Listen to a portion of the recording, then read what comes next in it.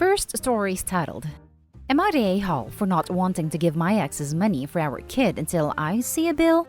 I, 32 male, have 2 kids with my ex, 34 female, 7 female, and 5 female. When we broke up, I did not want to deal with court-ordered child support, so we agreed to an unofficial amount of financial compensation. However, my ex knew I didn't want to deal with the courts and used that as a veiled threat whenever she wanted something. Anytime I got something for myself or she heard about a new promotion at work, she demanded copies of my pay stubs for the last 3 months and wants half. If I objected, she would pull the, well, maybe we should just let a judge decide. After 2 years of this crap, I told her I simply could not afford to keep paying the amounts she wanted and afford rent/food. She thought I was lying, even though I showed her my pay stubs and filed for child support. My parents were kind enough to lend me money for a decent attorney so I'd have a decent change. But my God, I never would have thought that the courts would rule in my favor. Based off of my income, the courts determined that I had been overpaying for each child and ordered that I could pay a lesser amount, and that my ex couldn't request for more until my children were 9 and 7. It was almost determined that I wouldn't be legally obligated to start paying the new amount for 6 months. Literally, after the ruling, we were standing outside the doors of the courtroom. My ex and her attorney approached me and asked me to pay a higher amount. I shrugged and said that it would be best not to go against the judge's ruling and left. Finally, I was able to get my own place, nicer, still used, car and codes. My ex has been calling and texting me for money, saying the kids needed this and that. I told her that I'll pay for the necessities when the kids were with me, but she needed to figure everything out herself for the time being. She raged at me and called me a deadbeat, and then started dragging me on social media. To defend myself, I made a post about how the courts ruled, and attached screenshots of her texts always using the threat of the courts to get her way. I then finally stated that I do want to provide for my children, so if there's anything that they need, to give me copies of the bills or an expense report, and I will look into paying for things directly. My ex and her family are saying that I'm the a-hole and controlling for wanting to know about her finances, but I don't see it as any different from how she treated me. So, am I the a-hole? Now for the top comments. Not the a-hole. Most states don't require you to pay for anything outside child support, and half of uninsured health costs to the other parent. The court said what they said. The kids are on my health insurance, and that's one of the reasons why the judge lowered the child support. Not the a-hole. It was dumb not to go through the courts from day one for this very reason, since it gave her a reason to basically steal from you. It sounds like she was hustling you for child support and some under-the-table alimony, but the judge saw to it that you legally are only responsible for your children. As long as you take care of them, she has no leg to stand on. If she needs money for something child-related, she should have to provide documentation because she burned your trust down. So why wouldn't you question it? She's just mad her ATM suddenly has opinions and questions. Agreed. This post is exactly why I always encourage people to deal with child support and visitation through the court system. It protects both parties. Opie, you're not the a-hole. Not the a-hole. But why the hell did you go to the court before if she was asking that much? He seemed to think going to court would make the situation even worse for him. Hopefully this was a lesson, albeit an expensive one. Go to court day one to get things figured out legally. Now for the next story. Am I the a-hole for refusing any more communication with a girl who's not my daughter? Years ago, in my early 20s, I was contacted by my ex from high school, telling me he had a daughter, Sarah, who was already 6 at the time. It was a pretty huge shock to me. I was still young and had no idea how to be a father to a young kid. But I met her anyways. I know it was pretty dumb of me to have just taken my ex's word for it, but I genuinely thought Sarah was mine. I met Sarah a couple times a month for 4 months in order to get to know her. Even took her to Disneyland once. My brothers had known about her, but they were surprised when they found out I never asked for a paternity test. It didn't even occur to me until we had that talk. So right away, I told my ex I wanted a paternity test. And what do you know? Kid wasn't mine. That's when she confessed she knew who the father was, but he died when Sarah was a few months old, and she just wanted her daughter to have a dad. I stopped having contact right after, and told her to find another father figure for her daughter. Through the power of social media, Sarah, now 18, found me and initiated contact. At first, I had no idea who she was until she mentioned ex's name. As it turned out, my ex never told her the truth, only that I had to go, whatever that means. But Sarah's been trying to find me, I guess, and wanted us to have contact. I didn't want to be the one to tell Sarah, so I said speak with your mom about why I wasn't around. Ex finally told her, I guess, because Sarah messaged me again asking if we could meet. She said she knows I'm not her father, but I'm the only one she knows and would still like for us to have something between us. I told her it would be better if we didn't. Yes, I was in her life for a short period, but we are both strangers now. I have my own life with my own family, and she should focus on making her own family with people she cares about. Sarah was clearly not happy with it. She sent me more messages and tried to video call me. I told her we won't be having more contact and blocked her. A few days ago, I found out she contacted my other family on Facebook, my sisters and one of my brothers. They heard her side of this and are saying I'm being too hard on a kid. My sister says she may not be mine, but to her I am still the only father figure she had in her life, so why not continue being that for her? Feels so insane to me. I have a wife and a son. She's not my daughter. It's hard to see how not wanting any more contact between is something bad. I told my family they're free to take up the mantle if they want, but I won't have anything else to do with her. But their argument is she wants me as a father figure in her life, and that's why I'm being too heartless with her. Am I the a-hole? Not the a-hole. 4 months 12 years ago does not make you a father figure. Seems also likely that your ex has been spinning plenty of lies during her daughter's childhood. Seems that way. I have no idea why she would. What good could that have done to her daughter, making her think her dad walked out instead of saying I wasn't her father to begin with? Not the a-hole. Seems kinda crazy to me. It is said that her desperate search for fatherly connection will not stop, but will likely lead her down a dark path. My heart breaks for that girl. I have a feeling that those 4 months when Opie was her dad were her best childhood memories. That said, Opie is not a a-hole, and it's probably best to stay away from her. Not a a-hole. Her mother sounds like a nutcase by fabricating such a lie, and I personally would be delicate with her daughter. It sounds like the apple may not have fallen far from the tree. Not a a-hole. I don't think your family's doing her any favors by encouraging her illusions of being connected to you. I do have sympathy for her. Sounds like she spent her life believing you were her dad and can't let go of that emotional headspace. I hope she gets therapy to work through it. Next story is titled, Am I the a-hole for going to visit my ex's family with him and his girlfriend, even though his girlfriend asked me not to? I have a 10-month-old baby with my ex.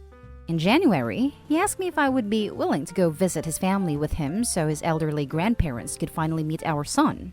My ex has been really helpful and flexible since our son was born, so I agreed, since I felt like I owed him. My ex got back with the ex-girlfriend he had before me when our son was 5 months. She found out my ex had asked me to come on the trip and messaged me to ask me to refuse. She said she wanted this trip to be just about them, and she needed the opportunity to mend her relationship with his family. I didn't know about her history with his family until we were already there, but even if I did, I wouldn't have been willing to risk the good co-parenting relationship we had for her. I ended up ignoring her messages and went on the trip. The trip was interesting. His family were very nice to me, but dismissive towards his girlfriend. When we got back, she sent me a long message asking me if I was happy about ruining her one shot at fixing things, and she accused me of trying to get back with my ex. I do feel bad because his family weren't very welcoming to her, and I feel like they used me/my son as a shield to avoid having to make an effort with her. Am I the a-hole? Now for the top comments. Not the a-hole. She is the girlfriend. You are the mother of his child. If she wants to be anything more than the girlfriend, she will need to learn to fit in with your co-parenting and family dynamics. And let's be honest, if her relationship with his family is that bad, one trip was not going to fix it. That last line is exactly what I was thinking. Holy crap! I just found Opie's comment about why the family dislikes her, and you are definitely right that this trip was never going to fix it. Seriously, why he took the ex back is a mystery. According to his cousin, their family hosts a huge New Year's Eve party where they invite all of their friends, family and business colleagues. 2 years ago, she wanted to wear this grandmother's necklace to the party, and the family told her no since it was a gift from the grandfather on their wedding. So she stole it and turned up wearing it and caused a huge scene. He broke up with her after that. Between that theft and the texting behind her boyfriend's back, this chick sounds legit crazy as hell. Lol, why does this person even have your number? Text back, I have a child with X, and he wanted that child to meet his grandparents. If you wanted to cultivate a relationship with this family, you need to talk to him about arranging a private visit, instead of going behind his back to sabotage his plans to have his child meet his grandparents. Furthermore, if you don't want me to lecture you on how you should be behaving, you can go ahead and delete my number. Note, do not do this if you hate drama. I wouldn't text anything to her. I would just take screenshots of her texts and forward them to my ex without any comment from me. Just pictures. Girlfriend is the ex's problem. He should deal with her, not OP. It's not OP's job to put a leash on her. Not the a-hole. Not the a-hole. You put your son first, as it's your job too. Even though your son will not remember the trip, it was important to his family and you did the right thing. Co-parenting isn't easy, and maintaining that relationship is important for you and your son. Also, she should have told her boyfriend if she was uncomfortable. She shouldn't have put you on the spot by messaging you. That was between him and her, not you. Now for the last story.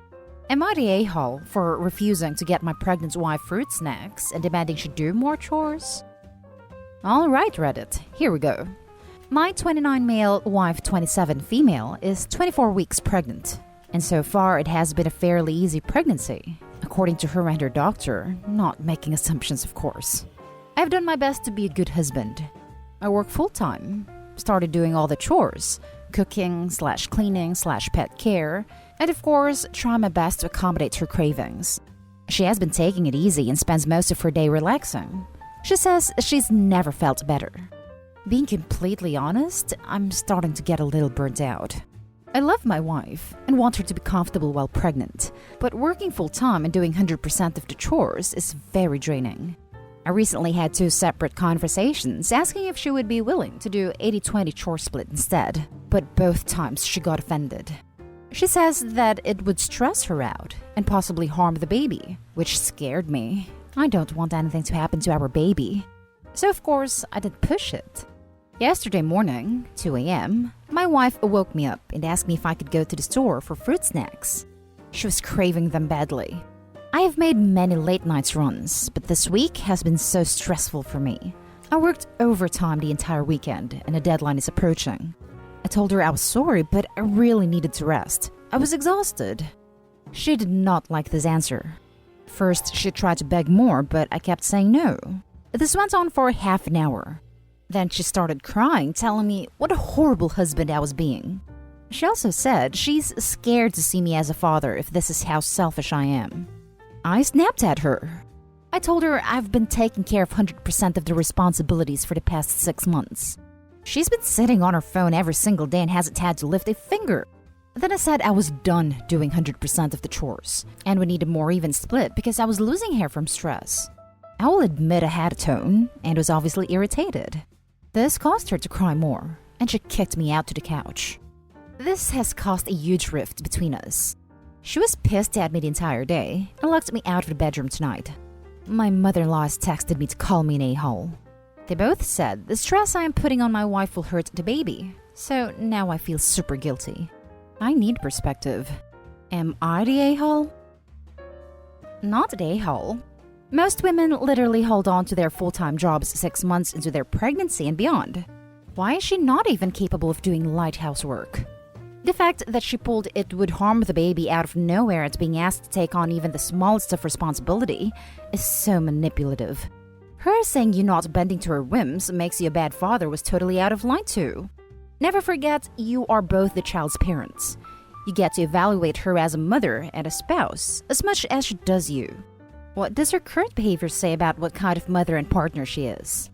Edited to Ed. OP, I hope you are seeing the literal dozens and dozens of mothers who replied to this comment, sharing their stories of higher risk pregnancies, more hectic home situations, and more demanding jobs than your wife, who continued to work and contribute to their households throughout their pregnancies with no adverse effects, all the way up to the month/week of labor. This is what a loving and respectful marriage should look like. I am honestly a bit afraid of how she will act when our baby is born. I can't do 100% of the childcare, 100% of the chores, and bring in 100% of the income. She has acted this way before, but usually we're able to talk it out and she will start doing her share again. Now she's just outright refusing and getting angry. Your wife is not being fair. I am also pregnant and I had a really bad start. HG, several hospital visits. If you Google pregnant HG, you'll get the gist. I've since mostly recovered, and I'm a bit further along than your wife. I do the weekly shopping and only leave the bag lifting to my husband. Heavy lifting can be harmful. I painted the baby room. I cook. I am cleaning the house. I work full time. If my body tells me to rest, I rest, but I do not take advantage of my husband. If I crave avocados, I go to the store and get avocados. If I crave stuff at night, I ignore it and I do not wake up my husband. My husband will do anything for me, and he did so in the 2 months I was severely ill. I didn't need to lift a finger, and he was also scrubbing my back in the shower to make me feel better. He is the most dedicated man I know, which is just one of the reasons I would never take advantage of his love and generosity. OP, you really need to sit your wife down. Well, she probably already is sitting down, and have a real good conversation about what is acceptable and what is not, and how you expect things to go once the baby is born. Right after the birth, she'll need more help, of course, since her body is recovering, but that doesn't mean you should be the only one doing the diapers. It sounds like getting pregnant was a mutual decision. She needs to mature very quickly now because she took on a huge responsibility, and that needs to be shared equally, not a whole. And that's the end of this video, folks. As always, leave a comment and hit like and subscribe. And if you want more of this content, turn your notification on to get updated on the latest videos. And I'll catch you in the next one. Stay safe.